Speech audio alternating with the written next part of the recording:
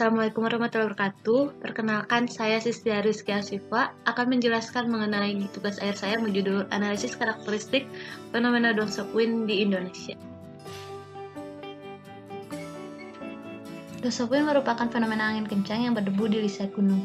Dawn South Wind ini terjadi ketika adanya gelombang gunung yang memiliki amplitudo yang besar, menyebabkan gelombang ini pecah dan terbentuk Dawn South Wind.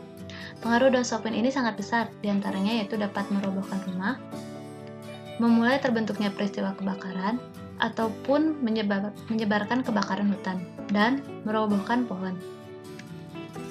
Di Indonesia sendiri, Dawn South Wind memiliki nama lokal diantaranya yaitu angin bahorok yang pernah terjadi di daerah Sumatera, angin kumbang yang terjadi di Cirebon, Jawa Barat, angin gending di Pasuruan, Jawa Timur, angin berbu yang terjadi di Makassar, Sulawesi Selatan, dan angin wanbrau yang pernah terjadi di Biak, Irian Jaya. Namun sayangnya di Indonesia sendiri masih belum terlalu banyak penelitian mengenai fenomena Dawn South Wind ini, sehingga untuk karakteristik angin Dawn South Wind Indonesia masih belum banyak diketahui. Oleh karena itu, untuk memahami karakteristik Dawn South Wind di wilayah Indonesia, saya Sisti Rizky Asyifa NIM 1281618 akan mencoba mengatasi permasalahan tersebut dengan cara mendokumentasikan kejadian Dawn South Wind di Indonesia serta mengidentifikasikan karakteristik Dawn South Wind lewat tugas akhir saya yang berjudul Analisis Karakteristik Fenomena Dawn South Wind di Indonesia. Dalam mendapatkan dokumentasi kejadian fenomena Dawn South Wind dan karakteristik fenomena Dawn South Wind, metode yang saya lakukan dan data yang saya gunakan yaitu untuk data menggunakan media massa berita internet, data angin puting beliung dari situs Badan Nasional Penanggulangan Bencana, data curah hujan GasMap, data DEM nasional, dan data ERA5 VCMWF dengan parameter yang digunakan yaitu angin zonal dan meridional pada ketinggian 10 meter, temperatur pada ketinggian 2 meter, dan tekanan di permukaan. Untuk waktu kajian yaitu dari tahun 2014 sampai dengan tahun 2019. Untuk metode yang digunakan untuk mendokumentasikan kejadian Dawn South Wind yaitu pertama, menggunakan data berita dan data angin puting beliung BNPB.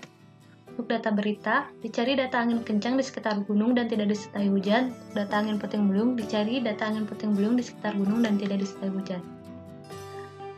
Lalu, untuk memastikan dekat gunung, diplot jarak antara titik kejadian dengan titik puncak gunung.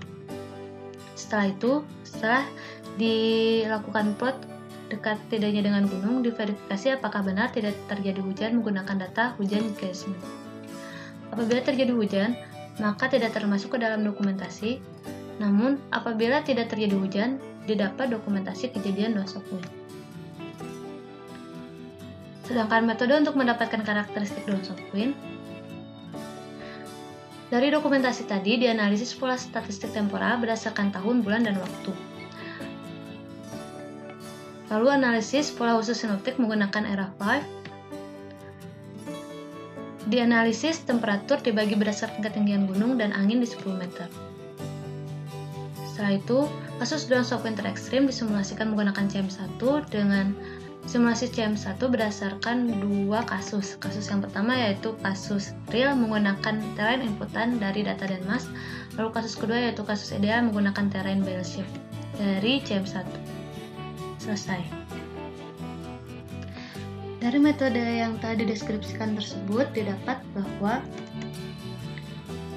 jumlah kejadian Dawn South Wind dari tahun 2014 sampai dengan 2019 yaitu sebanyak 49 kejadian dengan kejadian terbanyak berada pada tahun 2014. Jika dibandingkan antara Dawn South Wind dengan kejadian angin puting beliung, kejadian Dawn South Wind ini sangat sedikit dengan jumlah pada tahun 2014 hanya sekitar 2% dari total keseluruhan angin puting beliung, lalu 2015 hanya 0,8%, tahun 2016 hanya 0,4%, tahun 2017 hanya 0,8%, tahun 2018 hanya 1%, dan terakhir tahun 2019 hanya 0,5%. Jika dilihat dari distribusi tahunan Dawn South Wind dari tahun 2014 sampai 2016, Dawn South Wind mengalami penurunan, sedangkan dari 2017 sampai 2019 Dawn South Wind mengalami penaikan. Lalu jika dilihat dari distribusi bulanan kejadian Dawn South Wind ini terjadi paling banyak pada bulan Juli sampai dengan November, yang mana pada Juli sampai Agustus ini merupakan bulan terjadinya monsun Australia, sedangkan September-November ini merupakan bulan peralihan antara monsun Australia ke monsun Asia. Lalu jika dilihat distribusi down south wind berdasarkan waktu, terlihat bahwa terbanyak terjadi pada sore hari, yang mana hal ini menunjukkan bahwa down south wind ini berbeda dengan angin katabatik yang terjadi pada malam hari. Lalu jika dianalisis pola sinoptik era 5, terdapat 3 pola sinoptik temperatur. Yang pertama, pola sinoptik temperatur yang pertama, yaitu temperatur mengalami penaikan dari titik gunung menuju titik kejadian. Hal ini terjadi pada gunung yang memiliki ketinggian 1,4 sampai dengan 2,7 km. Lalu temperatur mengalami penurunan dari titik gunung menuju titik kejadian. Hal ini terjadi pada gunung yang memiliki ketinggian lebih dari 2,7 km. Lalu temperatur tetap dari titik gunung menuju titik kejadian. Hal ini terjadi pada gunung yang memiliki topografi yang landai seperti contoh tersebut. Lalu jika dilihat dari pola sinoptik angin, dilihat bahwa angin memotong garis sesobar. Hal ini sesuai dengan apa yang telah dikerjakan oleh Starnell pada tahun 2013, yang mengatakan bahwa salah satu ciri terjadinya down south wind yaitu adanya angin yang memotong garis sesobar.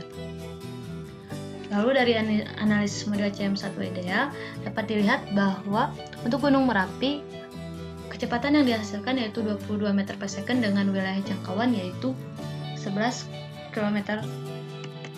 Sedangkan untuk model CM1 real dapat dilihat jika angin berasal dari tenggara, teran yang dihasilkan seperti ini. Dihasilkan bahwa kecepatannya yaitu sama, yaitu sekitar 22 meter per second dengan wilayah jangkauan yaitu sama 11 km. Namun jika angin dari selatan, maka dilihat terannya berbeda, dengan ini merupakan teran Merapi dan gunung ini merupakan teran Gunung Merbabu. Dilihat bahwa terdapat down south wind di lereng Gunung Merbabu dengan kecepatan yaitu 22 meter per second dengan wilayah jangkauan yaitu 10 km. Sedangkan untuk Gunung Arjuna dengan angin berasal dari tenggara dengan cross section seperti ini dan teran yang dapat dilihat seperti ini, menghasilkan kecepatan angin yaitu 22 meter per second dengan wilayah jangkauan yaitu 8 km. Maka dari itu dapat dilihat dari tabel analisis model CM1, dilihat bahwa kecepatan angin yang dihasilkan yaitu sama 22 meter per second dengan wilayah jangkauan angin Gunung Arjuna lebih kecil daripada wilayah Gunung Merapi dan Merbabu. Hal ini dikarenakan lereng Arjuna memiliki kerumitan yang lebih tinggi ketimbang Merapi dan Merbabu. Dengan begitu didapat kesimpulannya. Yang pertama, didapat bahwa down south Indonesia dengan rentang waktu dari 2014 sampai dengan 2019 memiliki jumlah kejadian sebanyak 49. Yang kedua, dengan karakteristik yaitu kejadian terbanyak pada bulan Juli sampai November terjadi pada seluruh waktu dengan kejadian terbanyak terjadi pada sore hari, memiliki 3 pola sinoptik temperatur berdasarkan ketinggian gunung dengan angin sinoptik yang memotong garis sesobar. Yang ketiga, hasil simulasi model di Gunung Merapi menunjukkan bahwa pada Gunung Merapi, kejadian down south wind tidak berbeda antara simulasi ideal dan real, memiliki kecepatan 22 meter per second dan jangkauan sekitar 11 km. Sedangkan untuk Gunung Arjuna, kecepatan yaitu 22 meter per second dengan jangkauan sekitar 8 km. Sekian, terima kasih video dari saya. Semoga bermanfaat. Mohon maaf apabila ada kesalahan. Assalamualaikum warahmatullahi wabarakatuh.